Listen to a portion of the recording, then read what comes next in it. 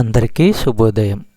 ఈరోజు దేవుని వాగ్దానం ఏమనగా కీర్తనలు 20వ అధ్యాయము 1వ వచనము.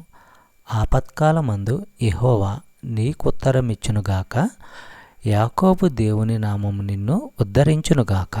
సహోదరులారా, కష్ట సమయంలో యెహోవా నీకు జవాబిస్తాడుగాక.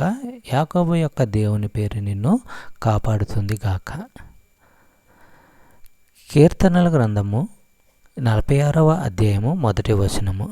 దేవుడు మనకు ఆశ్రయమును దుర్గమునై ఉన్నాడు. ఆపత్కాలములలో ఆయన నమ్ముకొనదగిన సహాయకుడు. సహోదరులారా, మన హృదయాలు ఎంత బలహీనమైనవి, ఎంత మోసకరమైనవి. మనము ఆధారపడేందుకు మనలో ఏమీ లేదు. దేవుడే మన ఆధారశిల, మనము కాదు. దేవుని నమ్మిన వారికి వారి శత్రువులందరి నుంచి, కష్టాలన్నిటిలోనూ ఆశ్రయము దేవుడే. సైన్యాలు, కోటలు, ప్రాకారాలు మానవ బలము, ఎత్తుగడలు కాదు కానీ దేవుడే తన ప్రజలకు ఆశ్రయము, బలము, సహాయము. చెప్పబడిన వాగ్దానము దేవుడు దీవించి ఆశీర్వదించును గాక. ఆమేన్.